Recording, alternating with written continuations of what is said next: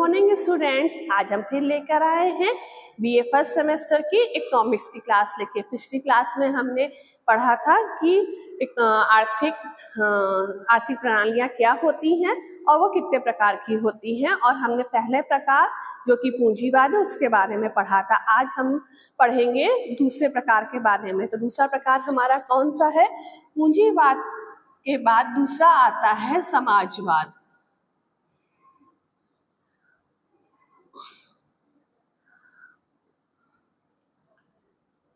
समाजवाद जिसको हम इंग्लिश में बोलते हैं सोशलिज्म।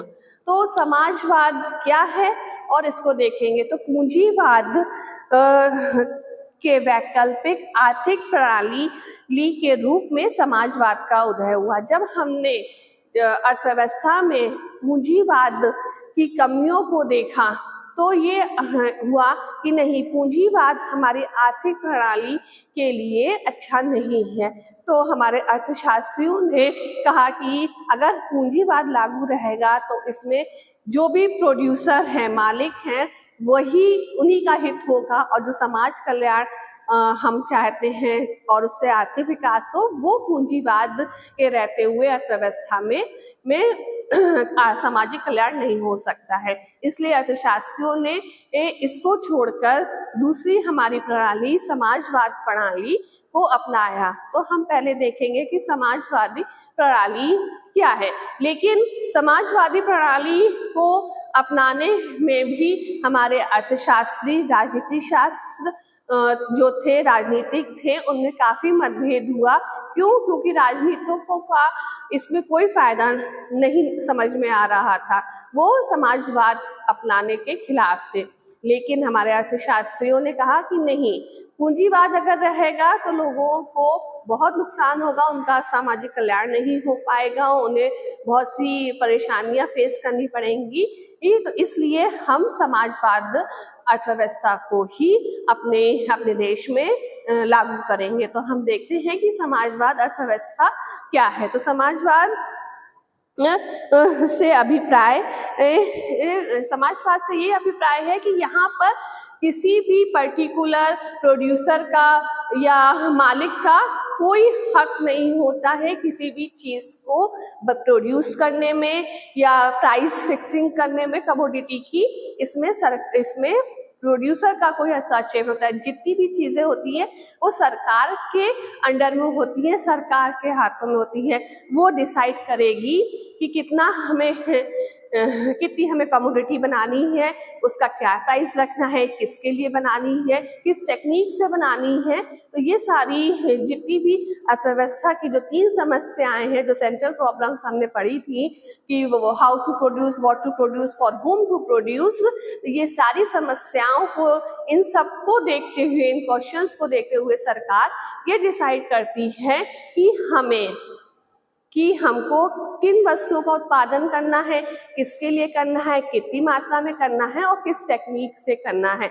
समाजवाद में हम प्रोड्यूसर को गवर्नमेंट से अप्रूवल लेना पड़ता है कि हमारे पास अगर इतना लैंड है तो हम उसमें कितनी कैपिटल इन्वेस्ट कर सकते हैं, कितनी हम मशीनों का प्रयोग कर सकते हैं, कितना हम लेबर यूज कर सकते हैं, और उनके जो भी पॉलिसीज हैं उसका अप्रूवल कराना पड़ता है कि हम जब तक गवर्नमेंट जब तक अप्रूव नहीं करेगी, हम उतना प्रोड्यूस किसी भी कमोडिटी को नहीं कर सकते हैं। जैसे कि एक ट्रक होता है और वो उसकी कैपेसिटी अगर 100 टन सामान ले जाने की है तो वो उतना ही टन सामान लेके जाएगा। अगर उससे ज्यादा सामान होगा तो उसके ऊपर पेनाल्टी लग जाती है। तो समाजवाद में भी सरकार ने यही कहा है कि हम सरकार से प्रोड्यूसर को, मालिक को अप्रूवल हर चीज के लिए लेना पड़ेगा कि वो कितनी कमोडिटी को प्रोड्यूस कर सकता है, कितनी मात्रा में कर सकता है और किस टेंडेंसी से कर सकता है। सरकार हर चीज को डिसाइड करने से पहले इस बात का ध्यान रखती है कि इसमें सामाजिक कल्याण की भावना निहित हो। ये नहीं हो जो हमारे मिडिल क्लास और समाज में रहने वाले लोग हैं उनको परेशानियों का सामना करना पड़े। नहीं, वो समाजवाद की एक सबसे बड़ी गुणवत्ता यही है कि सामाजिक कल्याण को ध्यान में रखते हुए वस्तुओं का उत्पादन किया जाता है, और जो वस्तुओं के प्राइसेस हैं वो भी कोई भी मोनोपोली यहाँ कार्य नहीं करती है। यहाँ पर कमोडिटी की डिमांड और सप्लाई के अकॉर्डिंग जो भी मूल्य निर्धारण किया जाता है, जो भी मूल्य निर्धारित होता है वही सरकार कमोडिटी का मूल्य रखती है। इसमें स्वामित्व का कोई महत्व नहीं है। जो भी प्रोड्यूसर है वो अपने हित के लिए कार्य नहीं कर सकता है। ये सामाजिक कल्याण, लोगों को हित को ध्यान में रखते हुए कार्य किया जाता है। इसमें समाजवाद में लोग अपने लिए अपने फायदे को बिल्कुल भी नहीं देख सकते हैं। लोगों का फायदा हो ये चीज ध्यान में रख के हर चीज अर्थव्यवस्था में हर चीज की जाती है। आप अपनी प्रॉपर्टी को नहीं बढ़ा सकते हैं। आपको जनहित के लिए कार्य करना है। आपको प्राइस डिसाइड करने हैं, वो लोगों के अकॉर्डिंग डिसाइड करने हैं कि जो कंज्यूमर है वो कितनी प्राइस तक कमोडिटी को बाई कर सकता है, उसके अकॉर्डिंग हमें प्राइस रखने हैं। और लोगों की सोच को ध्यान में रखते हुए, उनकी जरूरतों को ध्यान में रखते हुए हम प्राइस डिसाइड करते हैं।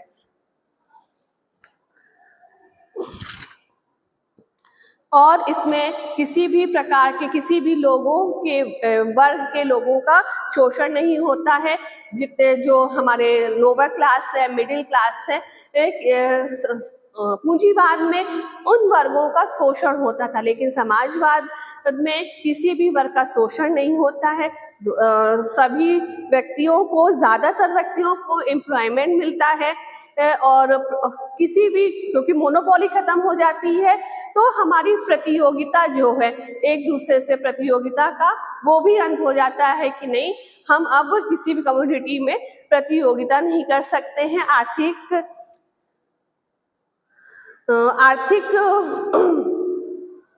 जो स्थिरता है, समाज में जो आर्थिक स्थिरता पाई जाती है, वो भी धीरे धीरे समाजवादी अर्थव्यवस्था में आके वो भी धीरे धीरे समाप्त होने लगती है। और ये एक केंद्रीकृत नियोजन सत्ता है। क्या समाजवादी आर्थिक प्रणाली में आर्थिक क्रियाओं का संचालन करने के लिए पहले सरकार से या नियोजित सत्ता से हमको अप्रूवल लेना पड़ता है। और केंद्रीय सत्ता उत्पादन वितरण संबंधी जितने भी फैसले और अधिकार हैं वो सब एक यूनिट है जो ऑथराइज्ड होती है, उससे हमें अप्रूवल लेके सारे कार्य करने पड़ते हैं। तो ये थी हमारी समाजवादी अर्थव्यवस्था। आज के लिए बस इतना ही। Thank you.